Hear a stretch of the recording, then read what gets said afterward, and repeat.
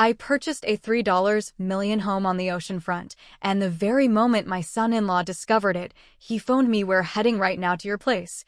There will be 20 of us. Get beds, towels, slippers.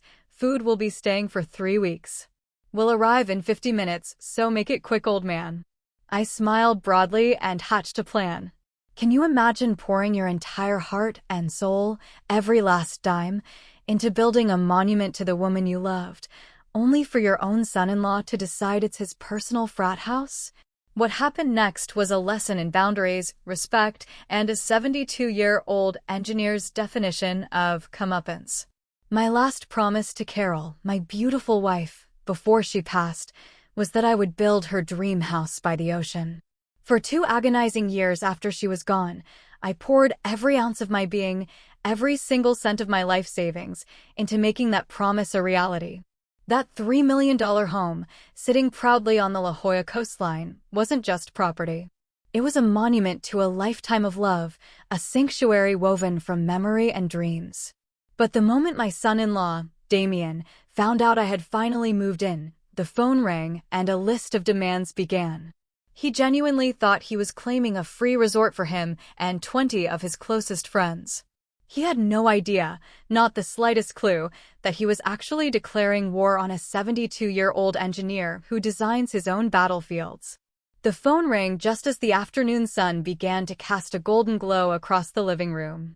I was sitting in the leather armchair Carol had picked out, watching the waves rhythmically kiss the shore, finding a moment of peace. The caller ID showed Damien's name, and an old, familiar weariness settled deep in my bones. I answered, putting him on speaker, a habit I developed to keep my hands free, mostly to avoid holding the phone directly to my ear when I knew what was coming. "Listen up, old man, and listen good." His voice boomed from the small speaker, completely devoid of any greeting. "We're on our way to you. There'll be about 20 of us. Get the beds ready, towels, slippers, and food. We're staying for 3 weeks. I remained silent, my knuckles turning white as I gripped the armrests. Each demand was a hammer blow against the peaceful quiet of my home. 20 people. 3 weeks. It was an invasion, not a visit. He wasn't finished. His tone was impatient, as if he was speaking to a slow-witted employee. "We'll be there in 50 minutes, so hurry up, old man." That phrase, "old man," was delivered with a special kind of condescending punch. It was meant to put me in my place. I looked around the room, and it was as if Carol was right there with me. My gaze fell on the grand piano in the corner, where her sheet music still rested, untouched. I saw the spot by the large glass doors where we used to dance on summer evenings, and the oil painting of the stormy sea that she had fallen in love with at a local art gallery. Every single object in this house was a chapter of our story. And Damien, the man who had married my daughter Olivia, was about to storm in with his noisy, disrespectful friends and turn this sacred space into a frat house. The immediate, hot anger I expected didn't come. Instead, a chilling clarity settled over me. It was the same feeling I used to get on a construction site when I saw a critical flaw in the structural plans. A calm, focused resolve to correct the problem before the entire thing came crashing down. "Damien," I said, my voice perfectly even, betraying none of the storm brewing inside me. "Are you sure that's a good idea?" "A good idea? Of course it is," he scoffed loudly. "It's a family house, isn't it? You're not just going to rattle around in that huge mansion all by yourself, are you? We're coming to liven the place up for you." A small, cold smile touched my lips. A smile he couldn't see. He was right about one thing. Things were about to get very lively, just not in the way he imagined. "All right, Damien," I replied, my tone deceptively mild. "Come on over. I'll get everything prepared." I ended the call before he could say another word. I didn't get up. I didn't shout. I just sat there, letting the silence of the house wash over me again. He didn't understand. To him, this house was just its monetary value, its square footage, its prime location. He didn't see the hours I'd spent with the architect, making sure the master bedroom window perfectly framed the sunrise, just as Carol had always wanted. He didn't see the garden where I had planted her favorite flowers, the white roses and lavender that now bloomed in her memory. He saw me not as his father-in-law, The man who walked his wife down the aisle, but as a groundskeeper, a concierge, an old man. For a moment, my heart ached for Olivia. She was a sweet girl, but she was weak, easily bulldozed by her husband's loud and aggressive personality. I knew she would be swept along in his wake, too timid to stand up to him, too afraid to defend her own father. But my love for her couldn't excuse this level of disrespect. Carol had taught me that love without boundaries isn't love at all. It's permission to be mistreated. And Damien had just stepped over a boundary that was etched in stone. My mind, trained for a lifetime to see stress points and load-bearing walls, began to construct a blueprint. It was a plan for a lesson.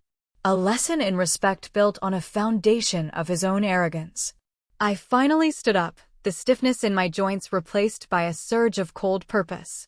I walked over to my desk, a solid oak piece where I had drafted countless designs.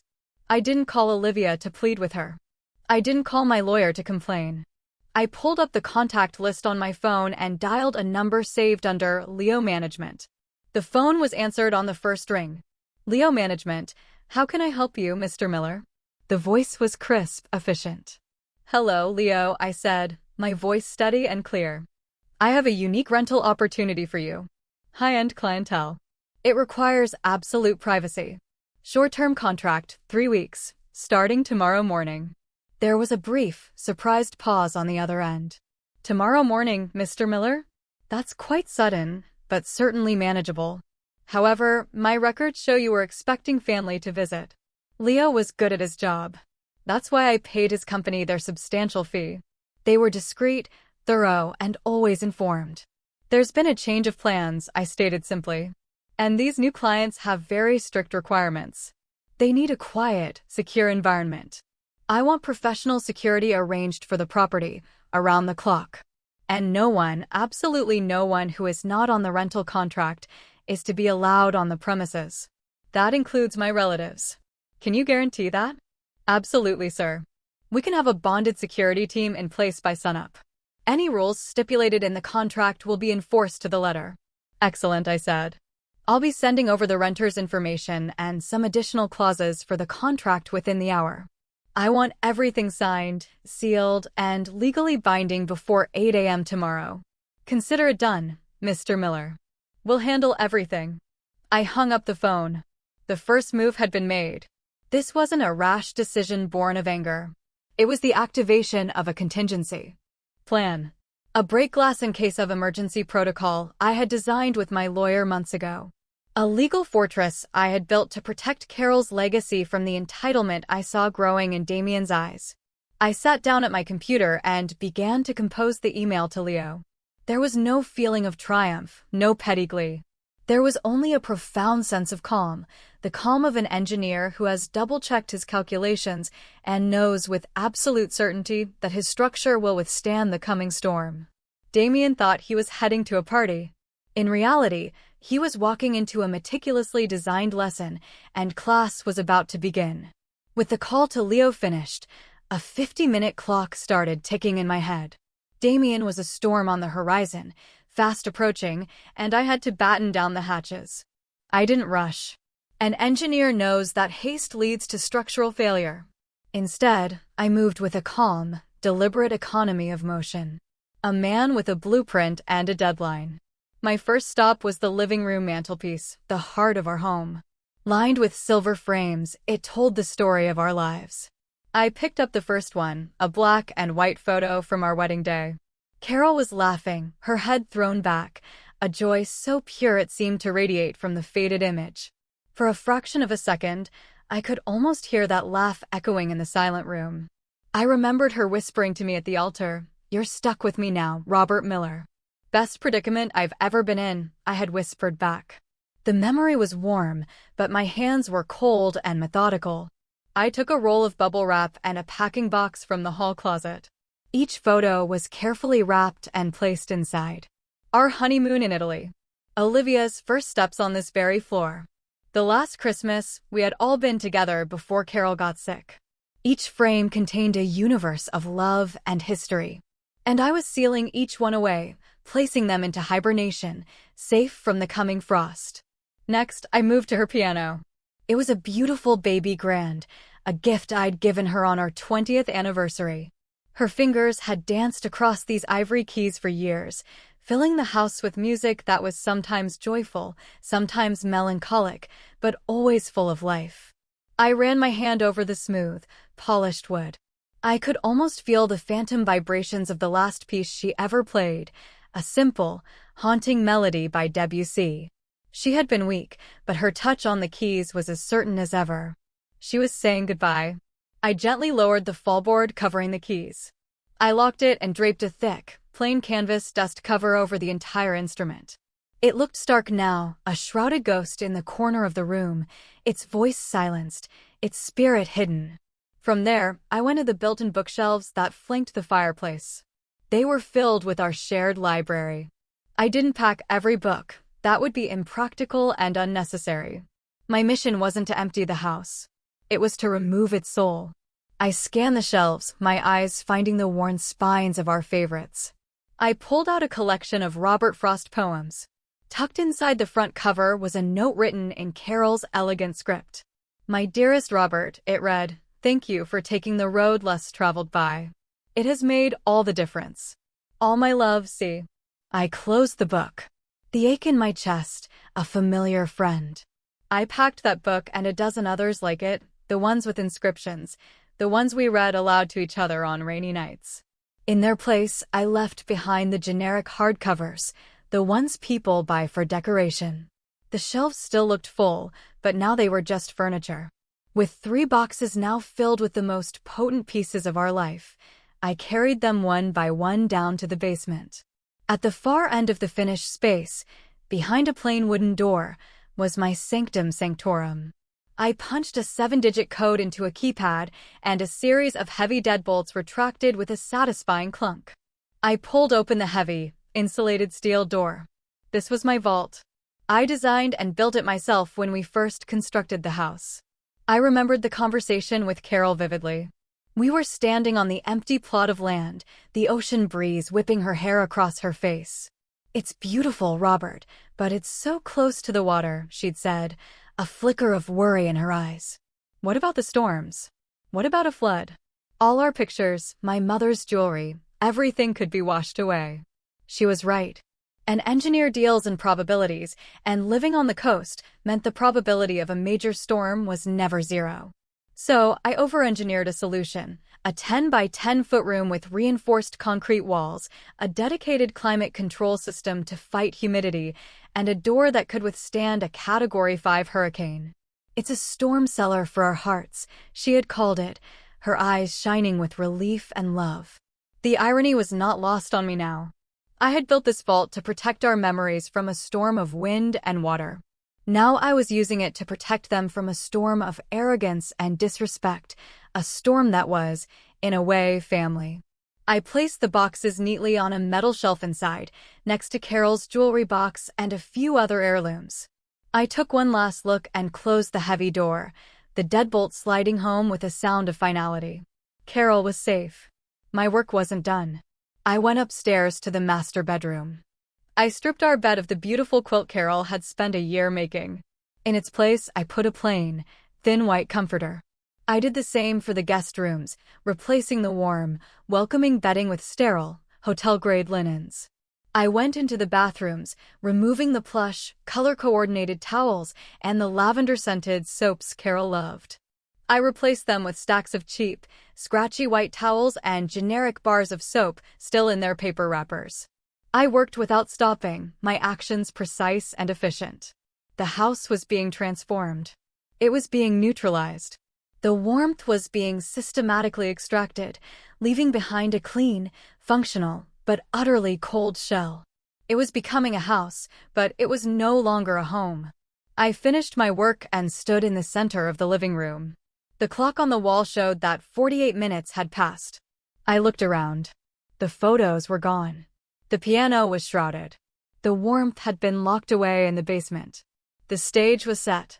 It was a perfect imitation of a luxury rental property, devoid of personality or history. It was a beautiful body without a soul. Just then, I heard it. The low rumble of multiple engines turning onto my long gravel driveway. They were here. The storm had arrived, and I, the engineer, stood calmly in the quiet eye of my own creation, perfectly prepared. My work inside the house was far from over. Before Damien's arrival, there was one more critical piece of the plan to confirm. At precisely 3 o'clock, a sleek, dark sedan pulled into my driveway. A woman with sharp, intelligent eyes and a no-nonsense demeanor stepped out. This was Evelyn Reed, my lawyer for the past 15 years. I had called her right after my conversation with Leo. She didn't come to my house to offer condolences or to talk about the weather. She came here to review the final details of a war I was about to wage. I led her into my study where a thick binder of documents was already laid out on my polished oak desk. She gave me a knowing look, a mixture of professional sympathy and steely resolve. "Robert," she began, her voice calm and measured. "Are you certain you want to proceed with this? Once we set this in motion, there's no turning back." I met her gaze without flinching. "He called me old man, Evelyn, and he's bringing an army to desecrate my wife's home. There is nothing left to consider." Evelyn nodded, her expression shifting from concern to pure business. She sat down opposite me and opened the binder. "Very well," she said. "Let's review the structure one last time, just to ensure there are no vulnerabilities." She pointed to the first page, the title of which read, "The Carroll Miller Family Trust." "As we established 2 years ago," she began, her voice taking on the precise cadence of a legal expert. "This $3 million property is not owned by you, Robert Miller, the individual. It is owned by this trust. You are the sole trustee. This is the most important legal fact in our arsenal." I nodded. It had been my idea, a way to protect the house from unforeseen liabilities. But Evelyn had been the one to craft it into an ironclad fortress. "As the trustee," she continued, "you have what is called a fiduciary duty. Your legal obligation is to act in the best interest of the trust's assets. That means protecting their value and, where appropriate, making them profitable.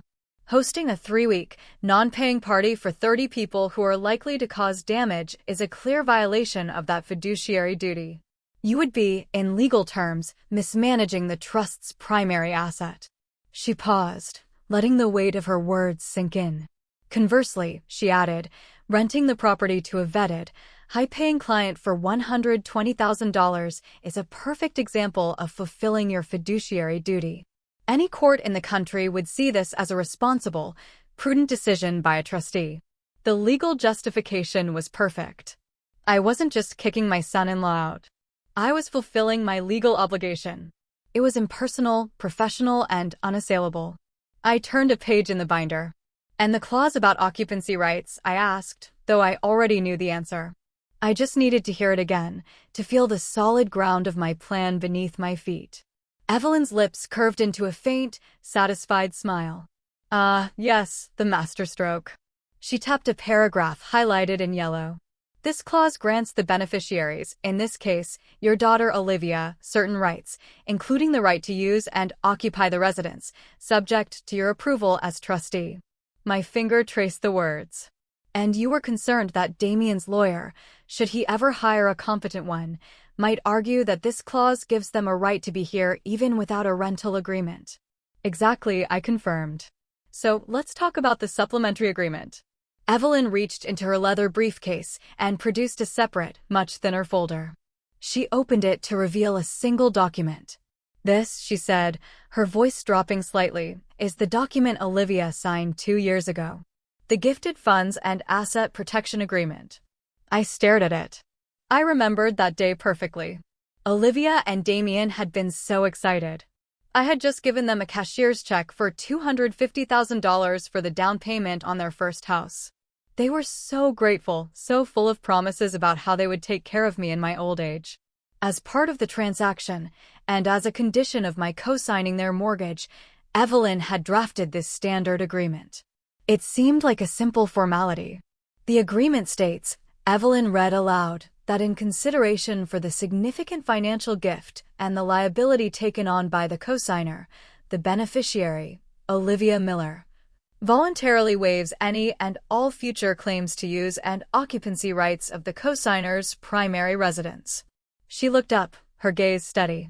It's designed to prevent exactly this situation, a child taking a parent's money and then also claiming a right to their home as if it were a common family asset. It was a legal checkmate.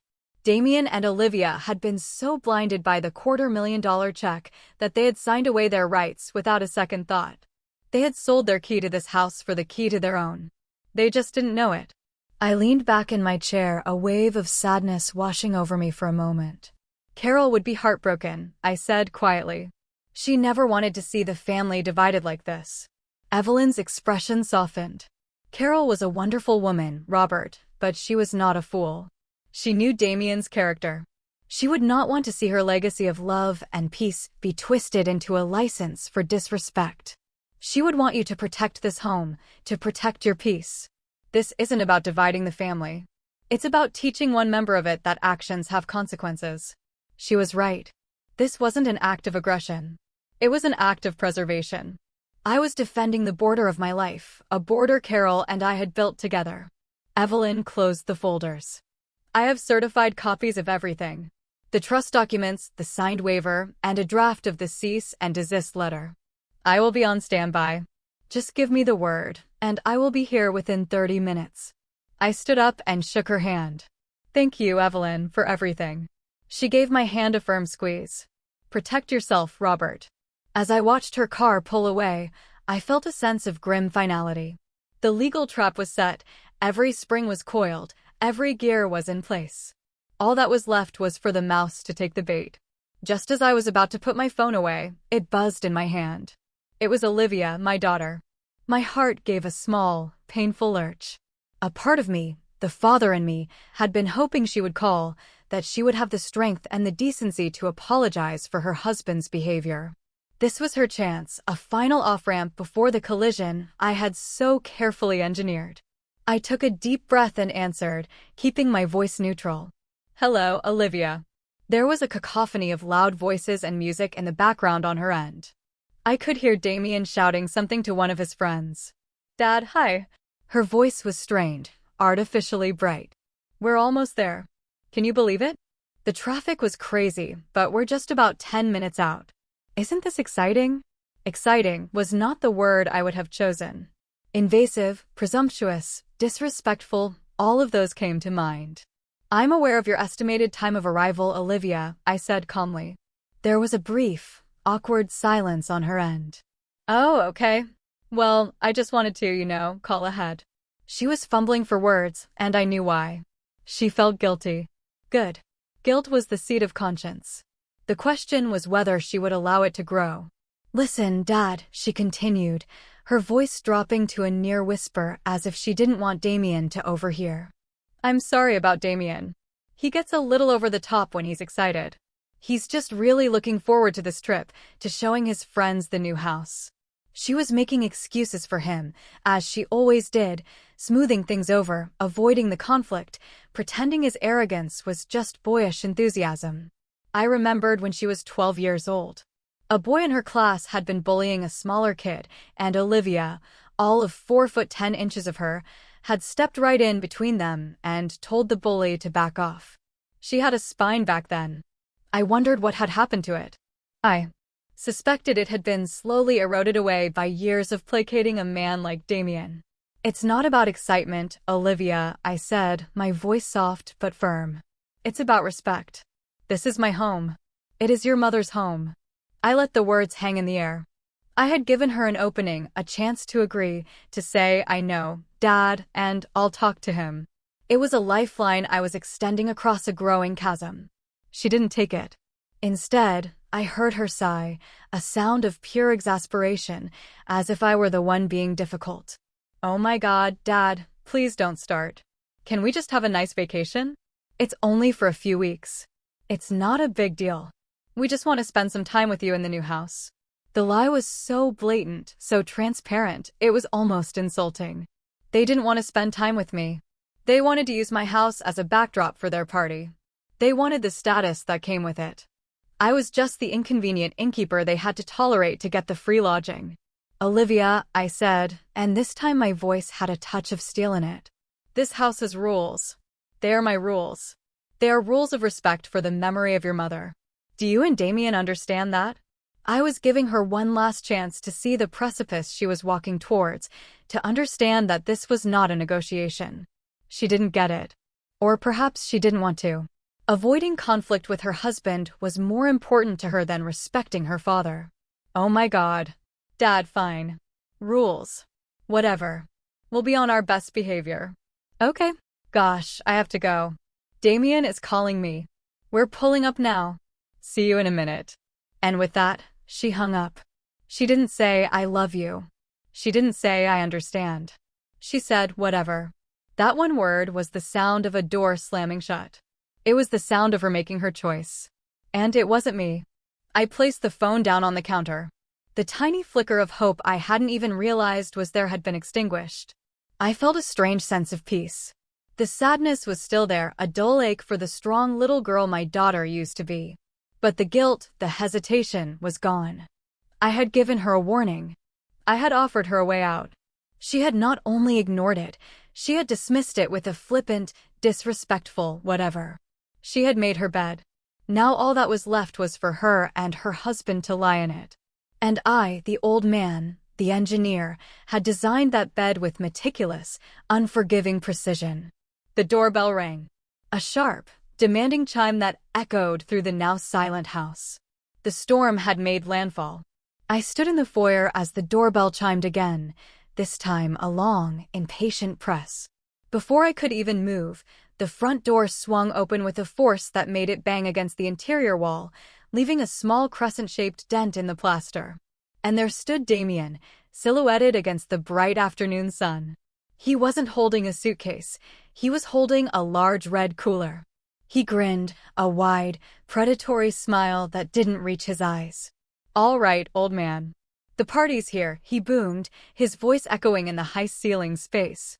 He strode in without wiping his feet, clapping me hard on the shoulder as he passed, a gesture that was less friendly and more of a claim of ownership. Hope you're ready for us. Where's the best place to set up the bar? Behind him, a tidal wave of bodies began to pour into my home. It wasn't 20 people. My quick, practiced engineers, I did a rough head count, it was closer to 30. A chaotic mix of young men and women, all loud, all laughing, all carrying bags and cases of beer, as if they were arriving at a rented beach house for spring break. The delicate coastal quiet I cherished was shattered instantly, replaced by a cacophony of shouting, whooping, and the thumping bass of a portable speaker someone immediately placed on my handcrafted entryway table. One of the men, wearing a backwards baseball cap, let out a low whistle. Damn, Damien, he shouted over the noise. You weren't kidding. Your father-in-law is loaded. This place is sick. Damien just laughed, a proud, possessive sound. Told you, man. Welcome to my summer home. My summer home? The words hung in the air, a thick, greasy slick of entitlement. I didn't say a word. I simply stood there, a statue of calm in the swirling river of chaos. I watched as they dropped their duffel bags unceremoniously on the polished hardwood floors, the zippers scratching the surface I had so carefully maintained. One young woman immediately flopped onto the white linen sofa, propping her sandy flip-flops up on the custom-made coffee table. Another group made a beeline for the kitchen, yanking open the refrigerator without a moment's hesitation. Score! He's got beer, someone yelled, followed by the hiss of multiple cans being cracked open. They were not guests. They were invaders. They were behaving like locusts, descending upon a field, consuming everything in their path with a mindless, voracious energy. I saw Olivia trailing in at the back of the pack. She looked small and overwhelmed, a nervous, apologetic smile plastered on her face. Her eyes met mine for a brief second, and I saw a flicker of shame. Dad, she started, but her voice was drowned out by Damien bellowing from the living room, Liv, babe. Come check out this view. She gave me a helpless shrug and scurried away to join her husband. A ghost trailing in the wake of a hurricane. Her apology, unspoken and unfinished, evaporated into the noisy air. I wasn't angry at her. I was disappointed. She was a willing participant in the desecration of her own childhood memories. My role in all of this was simply to be an observer. I was a scientist watching a colony of ants, noting their behavior, their patterns, their complete disregard for the structure they had infested. When Damien strode up to me and asked where the best bedrooms were, I simply gestured vaguely towards the staircase. I watched as his friends swarmed up the stairs, their loud footsteps echoing through the house. There were shouts of, "I call this one," and "Dude, look at this bathroom." They were claiming rooms like conquerors, planting flags on newly seized territory. My home, my sanctuary, was being carved up and distributed amongst a mob of strangers.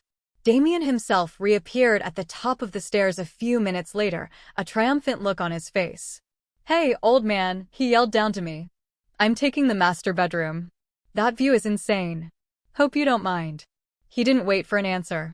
He disappeared back into the room that had been mine and Carol's, the room where she had spent her final peaceful days looking out at the ocean she loved. He was sleeping in her bed. The thought didn't trigger a hot flash of rage. Instead, it was like a final, heavy piece of steel locking into place in the structure of my resolve. Every act of disrespect, every shouted word, every piece of carelessly discarded trash was another rivet, another weld, making my plans stronger and more absolute. They were not just damaging my property. They were erasing the memory of my wife with their loud, selfish existence. I stood there amidst the growing chaos and felt nothing but the cold, hard certainty of a blueprint about to be executed. They thought they had captured the castle. They had no idea they were in a cage of their own making, and I, the quiet old man in the corner, was about to turn the key. The first sign that their occupation was not going to be the luxurious vacation they had envisioned began to appear that evening.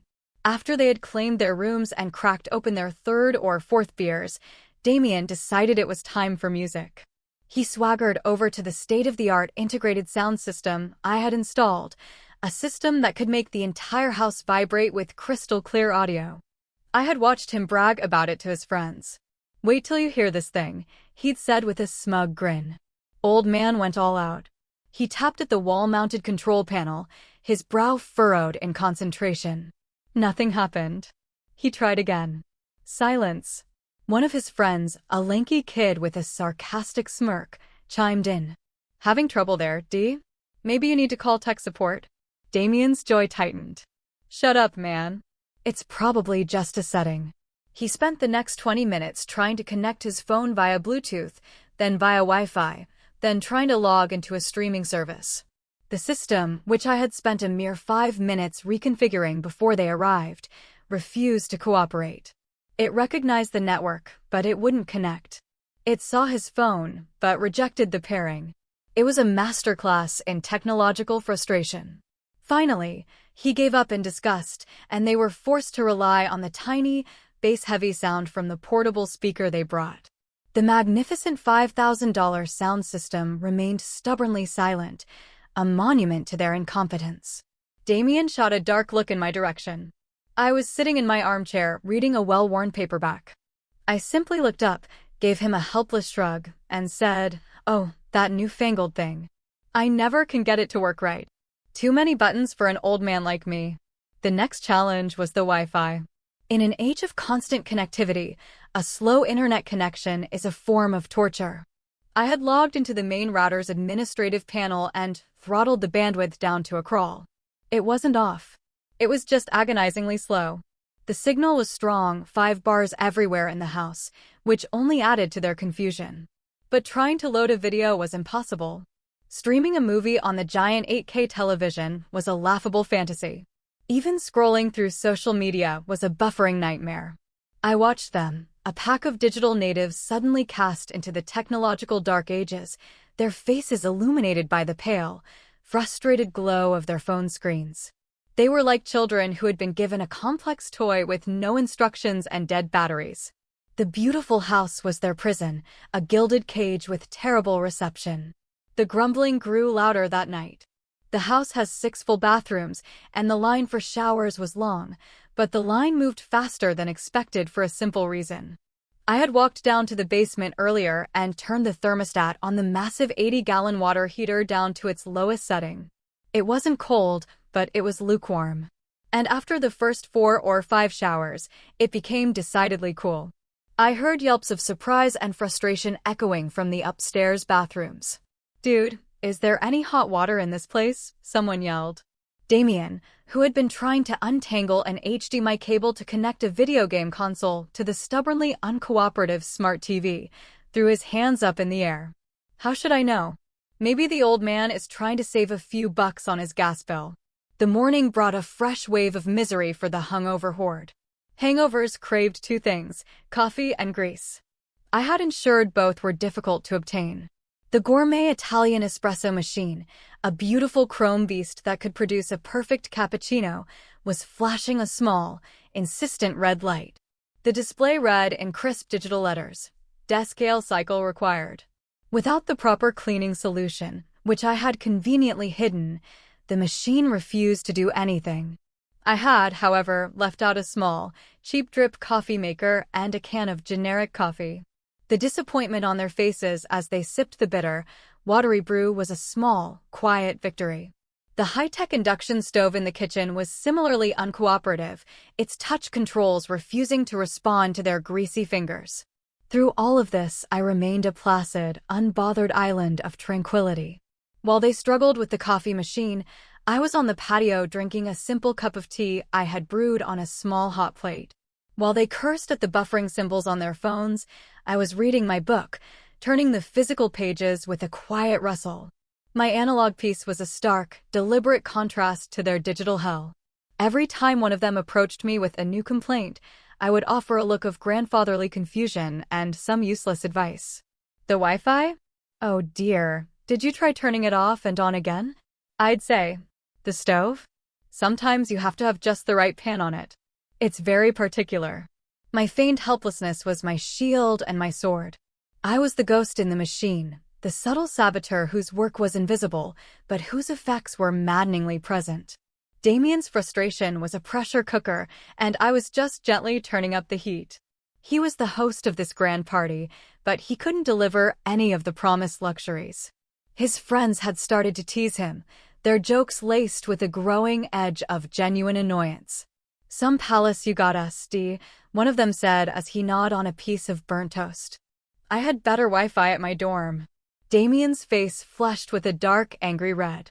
His ego, the most fragile thing about him, was taking a beating. The house was supposed to be his trophy, a symbol of his power and influence. Instead, it was making him look like a fool. He stood up from the table, his chair scraping loudly against the floor. He needed to reassert his dominance.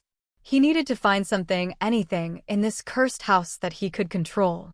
And as he began to storm through the living room, his angry eyes scanning for a new target, I knew that the final critical mistake was not far away. The breaking point didn't come with a roar, but with a crack. By late morning, the house was filled with a restless, irritable energy. Boredom and cheap beer had become a toxic combination. A few of Damien's friends, including the sarcastic one with the baseball cap, had started tossing a foam football back and forth in the living room, their lazy passes getting more and more reckless. Olivia had weakly protested, "Guys, maybe not in here," but she was ignored, her voice a feather in a hurricane.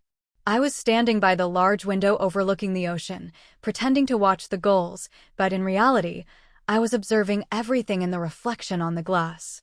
The football sailed in a high arc, the thrower overshooting his target. The other man lunged for it, missed, and the ball bounced off his fingertips, careening directly toward the fireplace mantel. Everything seemed to happen in slow motion. The foam ball, soft as it was, had just enough mass to clip the edge of the small ceramic statue I kept in the center of the mantelpiece. It wasn't a valuable antique. It held no monetary worth whatsoever. But it was the most priceless object in the entire house. It teetered there for a single agonizing second, a tiny lopsided bird poised for a flight. It could not survive. And then it fell. The sound of it shattering on the stone hearth was not loud, but it was sharp, a definitive crack that sliced through the noise of the house and plunged the room into a sudden, shocked silence. The laughter died in their throats.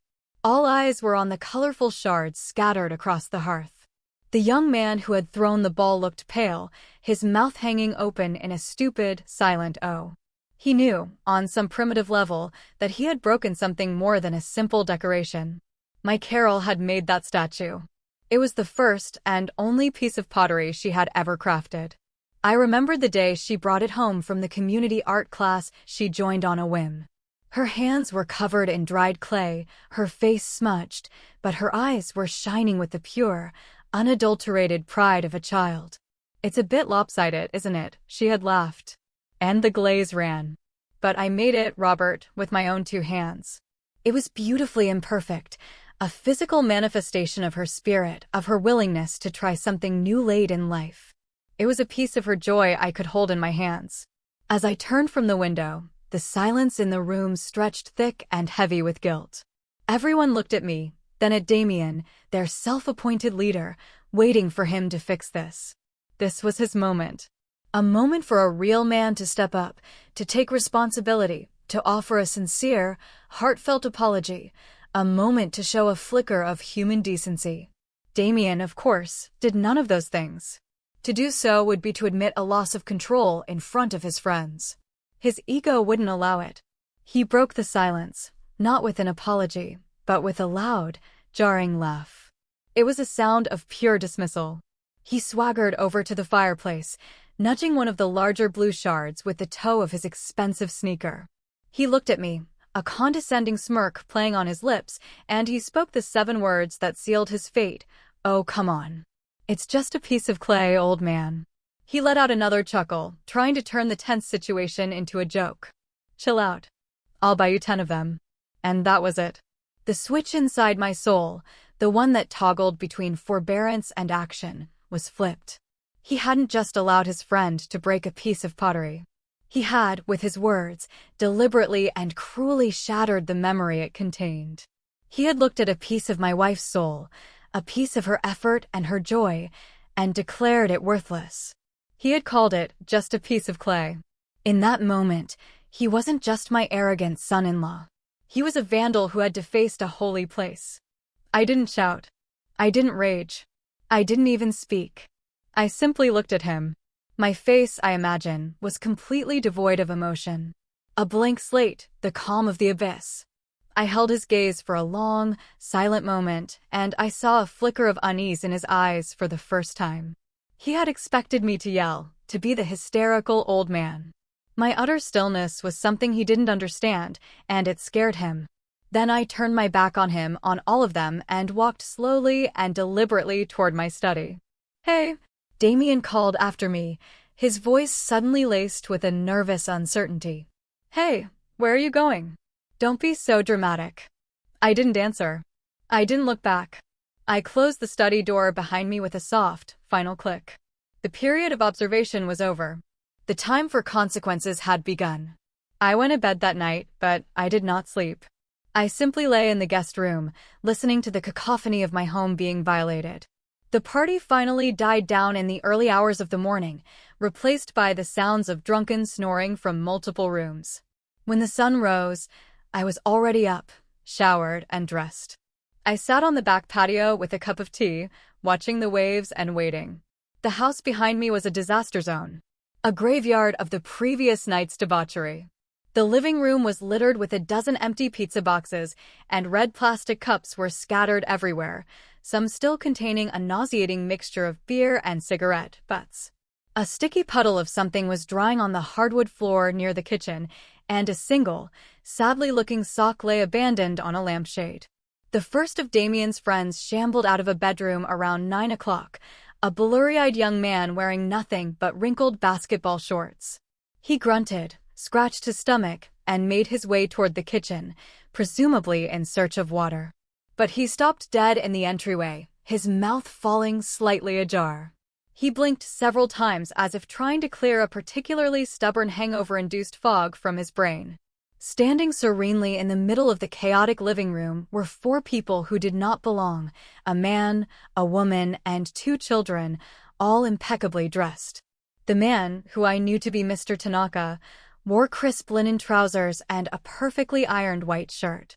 His wife wore an elegant, flowing sundress, and their 2 children, a boy and a girl, stood quietly by their side, looking as if they had just stepped out of a high-end clothing catalog. Next to them stood Leo, my property manager, in a sharp navy suit, holding a leather-bound portfolio. It was as if a page from a minimalist design magazine had been dropped into the middle of a landfill. The contrast was so extreme, so jarring, it felt completely surreal. The Tanaka family surveyed the scene of destruction, not with disgust or anger, but with a look of calm, detached neutrality.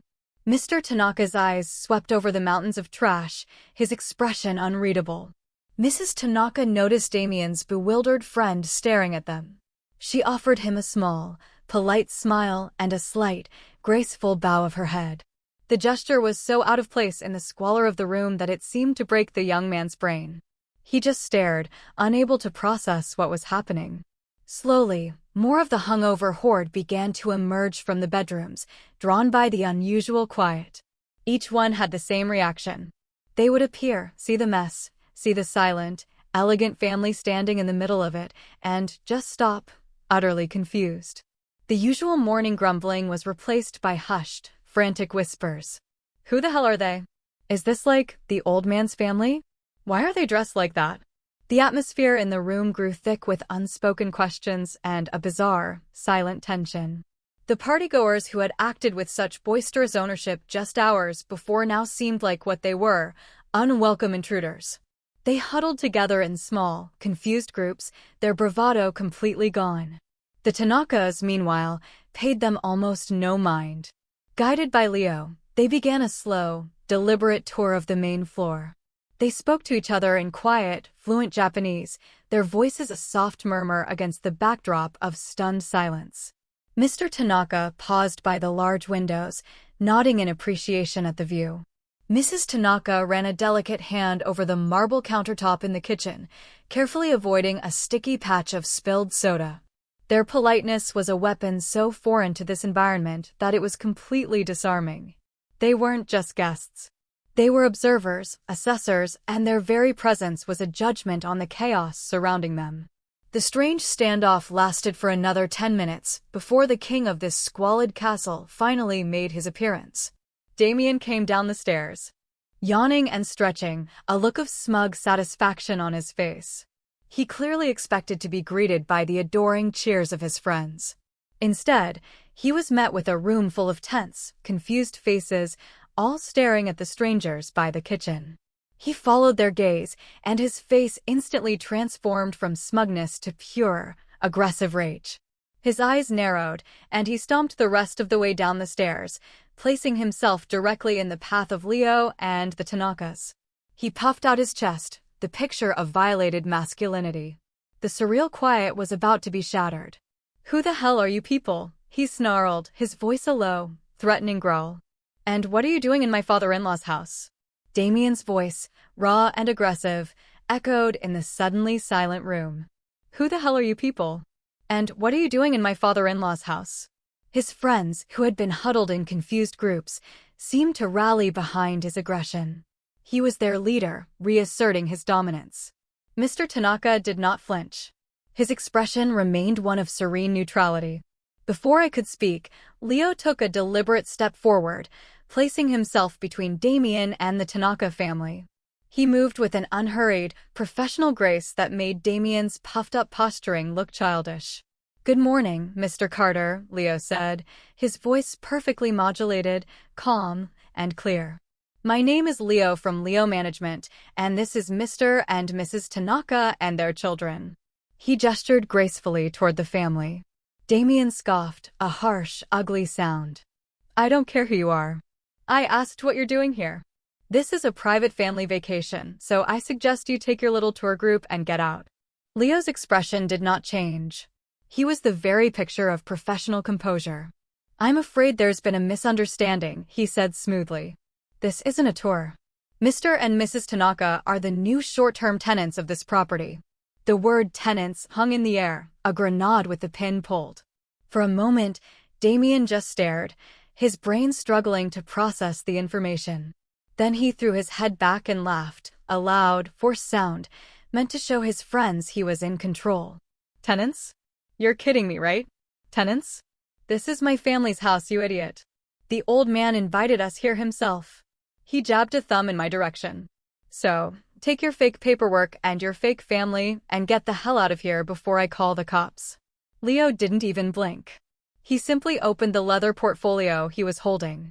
"The paperwork, I assure you, is very real, Mr. Carter," he said, his voice still infuriatingly calm. He produced a multi-page document with a formal cover sheet. "This is a legally binding rental agreement signed and executed this morning. The Tanaka family has rented this property for a period of 3 weeks for an agreed-upon sum of $120,000. The number hit the room like a physical blow. $120,000.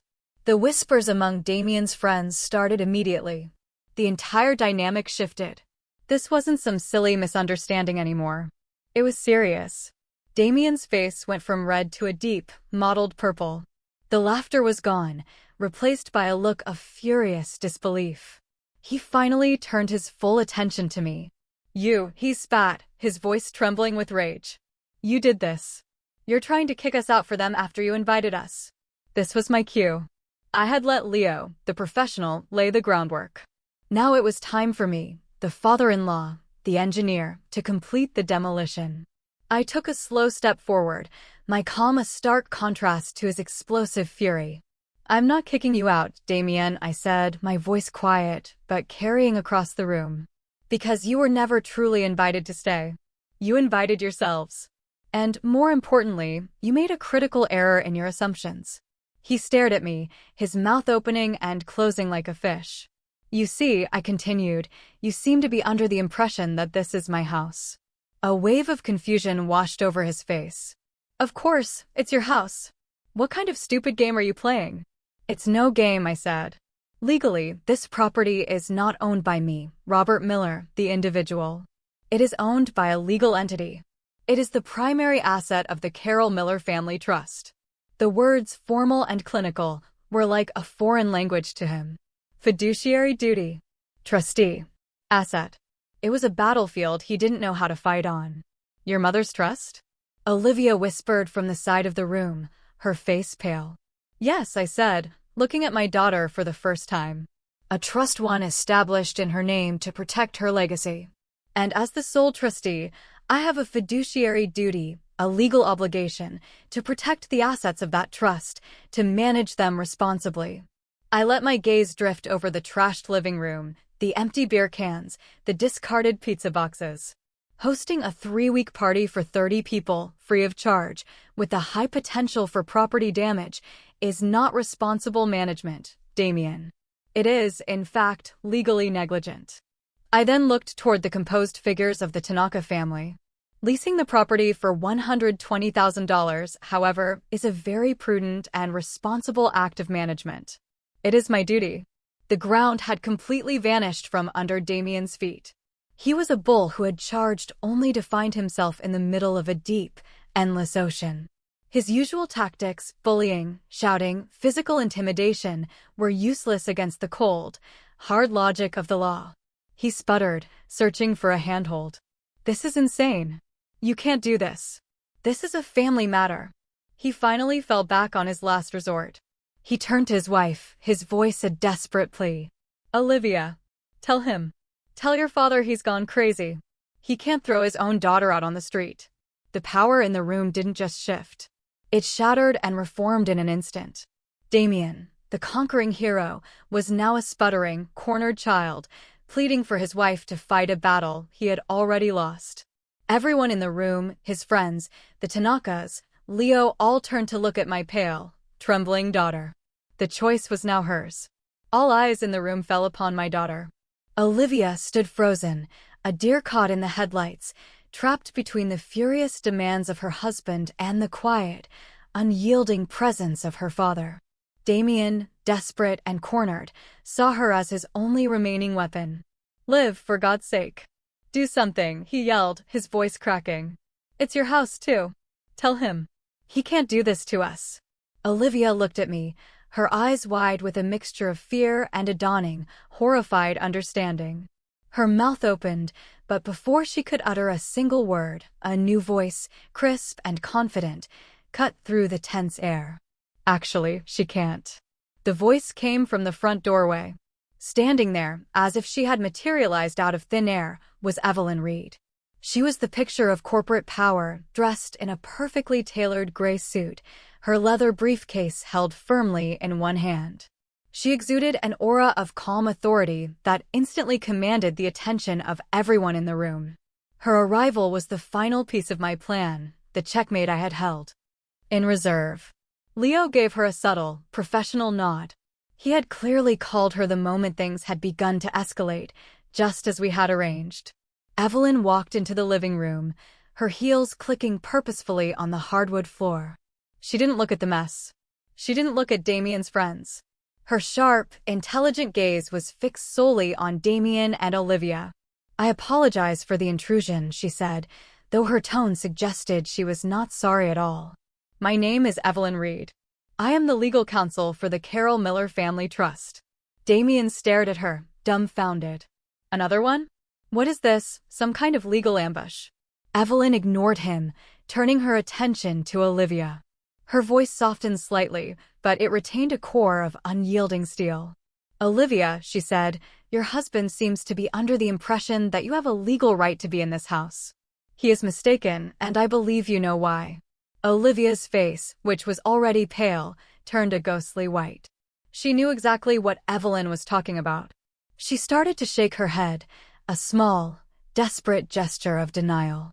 "I believe this will refresh your memory," Evelyn continued, opening her briefcase and pulling out a slim document. She held it out. It was the Gifted Funds and Asset Protection Agreement. "You signed this document 2 years ago, Olivia. Do you remember?"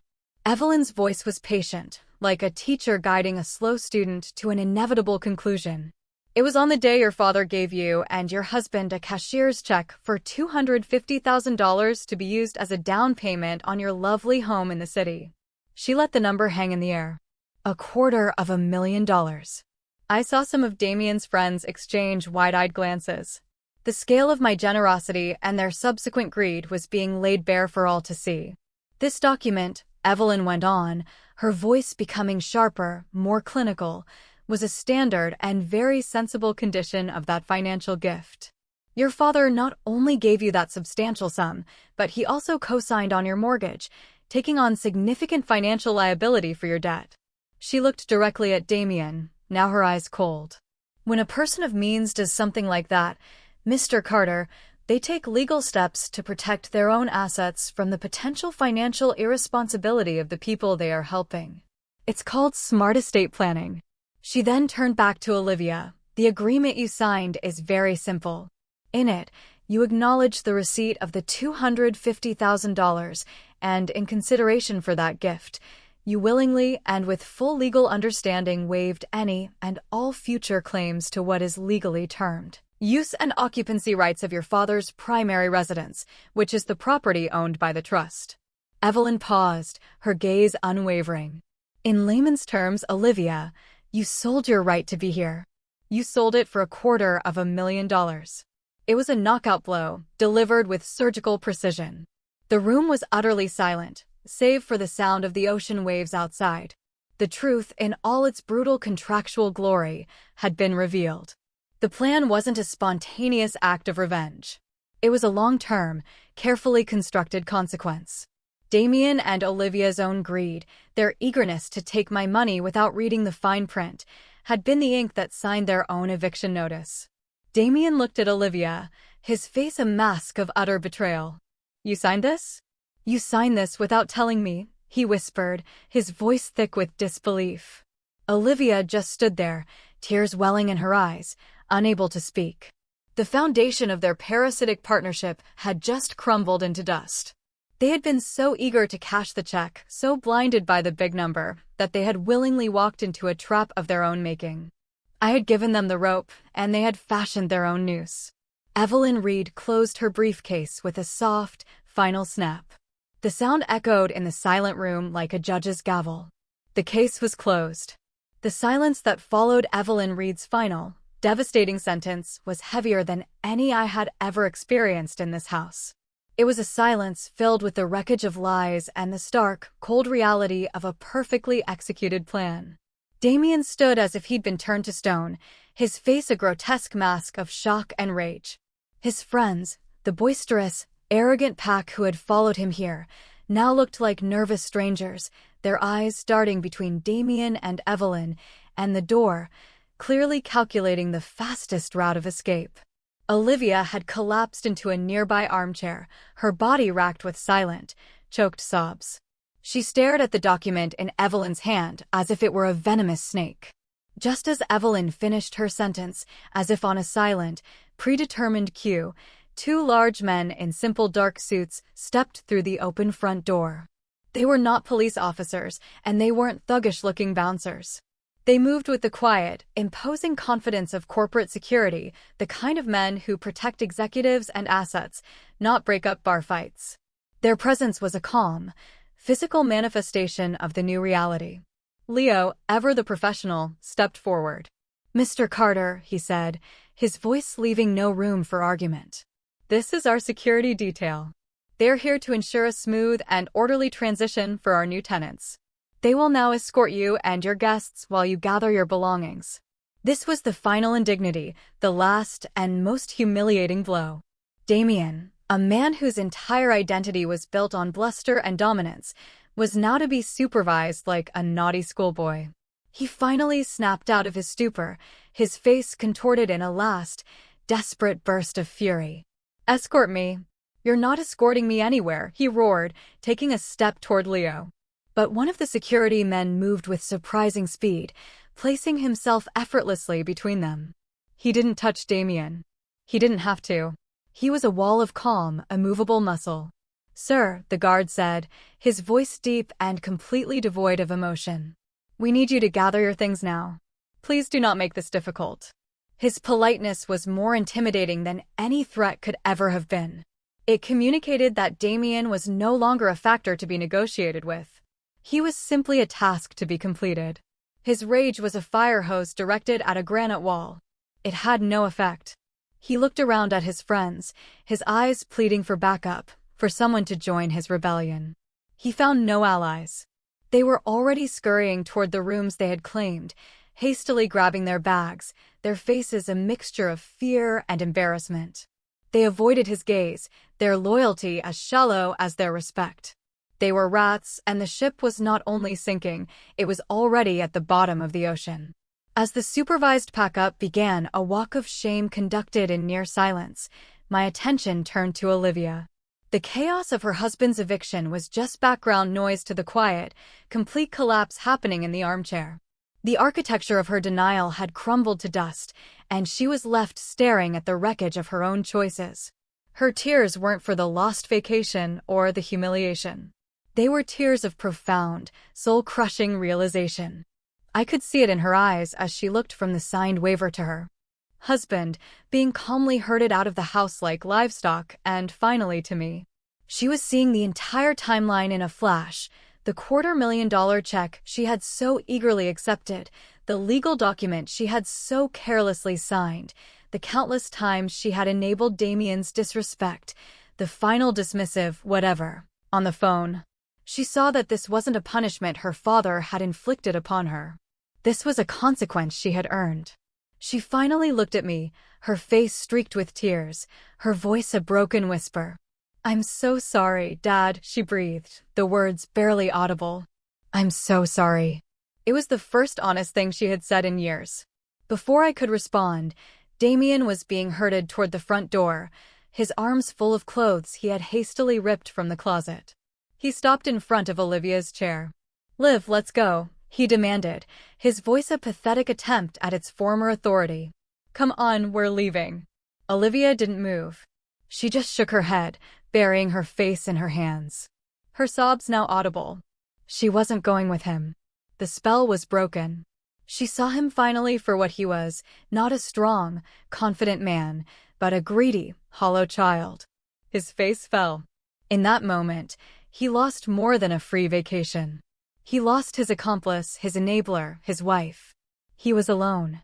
The last of his friends' cars roared down the driveway, eager to escape the scene of their leader's downfall. The security guard stood by the door as Damien, defeated, threw his bags into his truck.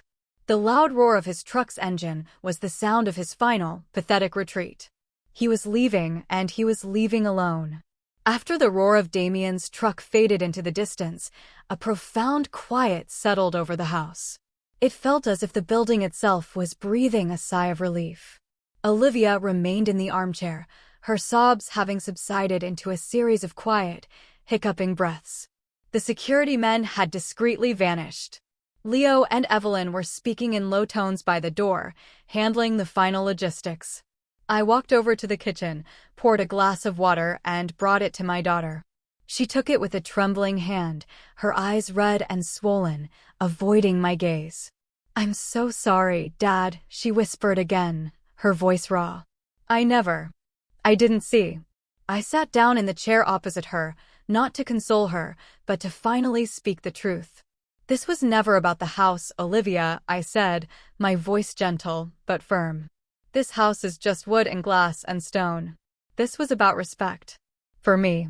And for the memory of your mother.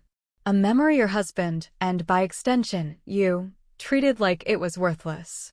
She flinched, but she didn't argue. She knew it was true. "I love you, Olivia," I continued. "You are my daughter. But love does not grant you a key to someone's soul. Respect is the price of entry. It is the rent you pay for the space you occupy in another person's life. Your husband paid nothing and expected to own everything. That is not how the world works." I stood up, leaving her with the choice. "My door is always open to you, my daughter," I said, my voice softening. "But you must be the one to walk through it alone. And you must bring with you the respect that you left behind." I then walked away, leaving her to sit with the weight of her future, a future she would now have to build for herself. Later that evening, the house was clean and quiet again. Leo's efficiency was remarkable. The wreckage of the party was gone, leaving no trace. I was on the back patio, the same spot where my ordeal had begun, watching the setting sun paint the sky in hues of orange and purple. The storm had passed. I felt a presence beside me and turned to see Mr. Tanaka, who had quietly joined me. We stood in a comfortable silence for a few moments, two men from different worlds watching the day end. "It is a beautiful home," he said finally, his voice full of a quiet sincerity. "Your wife, she must have been a woman of great spirit." I looked at the horizon, a small, genuine smile touching my lips for the first time that day. "She was the best," I said. "Everything I did today was to protect what she built here. Not the walls, but the feeling." Mr. Tanaka nodded, a look of deep understanding in his eyes. "A house of wood and stone is a simple thing," he said wisely. "But a home built from respect and memory, that is the true engineering." He was right. And as the last sliver of the sun disappeared below the ocean, I felt a profound sense of peace settle over me. The chaos was gone. The disrespect had been answered. My wife's legacy was safe. Order, built not with anger, but with foresight and a father's fierce, quiet love, had finally been restored. For years, I believed that maintaining family peace required me to tolerate disrespect in silence. This ordeal taught me a powerful lesson. True peace is not the absence of conflict, but the presence of clear, unshakable boundaries. An engineer's greatest design isn't a structure of steel and concrete, but a life built on a foundation of self-respect. I didn't act out of vengeance, but from a quiet duty to protect the legacy my wife and I built together. And I learned that sometimes, the most loving thing a father can do is to teach a difficult lesson in consequences. What would you have done in my place? Have you ever had to draw a hard line with family to protect your peace? Tell me what you think, I really want to know.